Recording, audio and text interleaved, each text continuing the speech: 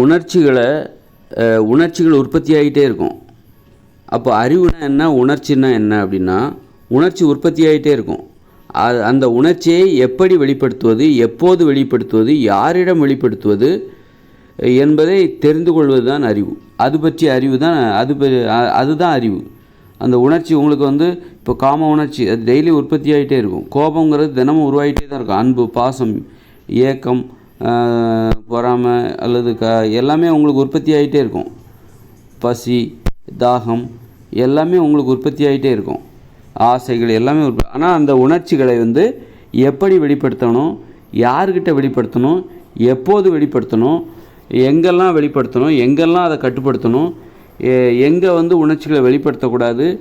இது மாதிரி தூக்கமாக அதுவும் ஒரு உணர்ச்சி தான், அதுவும் ஒரு தேவை தான். அப்போ தூங்கணுங்கிற அந்த உணர்ச்சி எல்லாமே ஒரு தேவை தான். உணர்ச்சி என்பது ஒரு தேவை, காமம் என்பது ஒரு தேவை. அப்போது இதுதான் அறிவு. அறிவுங்கிறது என்னென்னா, உணர்ச்சிகள் வந்துக்கிட்டே இருக்குது, உணர்ச்சிகள் உற்பத்தி ஆகிட்டே இருக்குது.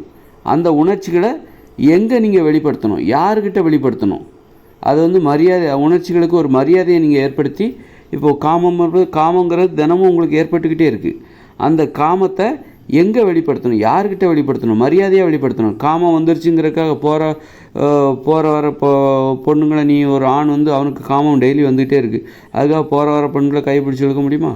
அப்போ அடி தான் விடும், பாதுகாப்பு கிடைக்காது. அது மாதிரி ஒரு பெண்ணுக்கும் காம உணர்ச்சி வருதுன்னு சொல்லிட்டு போகிற வர ஆண்கள்லாம் கண்ணை காட்டி கூட முடியுமா? அப்போ அந்த பெண்ணுக்கு மரியாதை எல்லாம் போயிடும், அந்த பெண்ணின் காம உணர்ச்சிக்கு மரியாதை எல்லாம் போயிடும். அவளுக்கு அதனால் அவளுடைய உணர்ச்சிகளுக்கு ஒரு மரியாதை எப்போ வருதுன்னா, அவள் தனது கணவன், அதுக்கு தான் திருமணம் உறவு.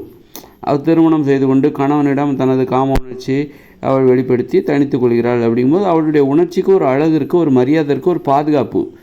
யாராவது அந்த கணவன் மனைவியை தொந்தரவு பண்ணாங்கன்னா, ஏன்பா அவங்கள போய் தொந்தரவு பண்ணுற, நீ யார், உனக்கு என்ன உரிமை இருக்குது, என்ன நீ இப்படி பண்ணுற அப்படின்னு பக்கத்தில் உள்ளவங்களாம் பாதுகாப்புக்கு வந்துடுவாங்க. அதுவே நீ சும்மா போகிற ஒரு ஆம்பளை கூட போய் ஏதோ ஒரு உடலுறவு வச்சுக்கிற அப்படின்னா, அப்போ ஏதாவது பிரச்சனை வந்துன்னா யாருமே உனக்கு பாதுகாப்புக்கு வர மாட்டாங்க. அதனால் உணர்ச்சிகளுக்கு ஒரு பாதுகாப்பு உண்டு, மரியாதை உண்டு. அதனால தான் உணர்ச்சின்னா என்ன, அறிவுனா என்னென்னா, உணர்ச்சிகளை எங்கே வெளிப்படுத்துவது, யாரிடம் வெளிப்படுத்துவது, எப்படி வெளிப்படுத்த வேண்டும், எப்பொழுது வெளிப்படுத்த வேண்டும், எங்கே கட்டுப்படுத்த வேண்டும், எங்கே அதை வெளிப்படுத்தக்கூடாது, எங்கே அடக்கி கொள்ள வேண்டும், எங்கே வெளிப்படுத்தணும், இப்படி எங்கே கொஞ்சம் பொறுமை காக்க வேண்டும், இதெல்லாம் தெரிஞ்சுக்கிறதுக்கு பேர் தான் அறிவு. இதை கற்றுக்கிற அனுபவங்களின் மூலமாக இதை கற்றுக்கொள்ள வேண்டும், அதற்கு பெயர் தான் அறிவு. அதனால் உணர்ச்சியை என்றைக்குமே அடக்கிறதுக்கு பேர் அறிவு கிடையாது. உணர்ச்சிகளை வெளிப்படுத்தாமல் அதை அடக்கியே வச்சுருக்கிறது, அதுக்கு பேர் அறிவு கிடையாது. அது மாதிரி தனியாக வெளிப்படுத்துறதுக்கு பேரும் அறிவு கிடையாது. யாரிடமும் தனியாக பேசுகிறது, தனியாக சுயன்பம் செய்கிறது, யாருக்கிட்டேயுமே பேசாமல் தனியாக கோவப்படுறது, தனியாக பாட்டு பாடுறது, தனியாக டான்ஸ் ஆடுறது, இதுவும் இந்த மாதிரியும் உணர்ச்சிகளை வெளிப்படுத்தக்கூடாது. இது ஒரு மோசமான பைத்தியக்காரத்தனமான ஒரு அணுகுமுறை, பைத்தியங்களின் அணுகுமுறை. பைத்தியம் ஆயிட்டாங்க அப்படின்னு அர்த்தம். அதனால் அறிவுனா என்ன, உணர்ச்சினா என்னங்கிறது இதன் மூலம் நமக்கு தெளிவாக தெரிந்து விட்டது. உணர்ச்சிகள் என்றால் குழந்தை என்று பொருள், அறிவுன்னா அம்மான்னு பொருள். குழந்தைக்கு என்ன தெரியும், குழந்தை அது பாட்டு அம்மா தான் அது தப்பு இது தப்புன்னு சொல்லுவாங்கள்ல, அது மாதிரி தான் அறிவுன்னா ஒரு அம்மா மாதிரி. உணர்ச்சின்னா குழந்தை மாதிரி அதாவது உணர்ச்சின்னா அப்படின்னு சொல்லலாம். அது மாதிரி உணர்ச்சின்னா ஒரு வாய்க்கால் மாதிரி, வாய்க்காலில் ஓடுகிற தண்ணி மாதிரி, அருவி மாதிரி வந்துக்கிட்டே இருக்கும் உணர்ச்சி. அதை வாய்க்கால் ஊற்றி எங்கெல்லாம் தண்ணி பாய்ச்சலாம், எங்கெல்லாம் அதை தேக்கலாம், எங்கெல்லாம் அது தேவை, அந்த மாதிரி தான், அந்த மாதிரியும் சொல்லலாம். உணர்ச்சிகளை வழிநடத்தக்கூடியது தான் அறிவு. அறிவுன்னா என்னென்னா, உணர்ச்சிகளை வழிநடத்தக்கூடியது.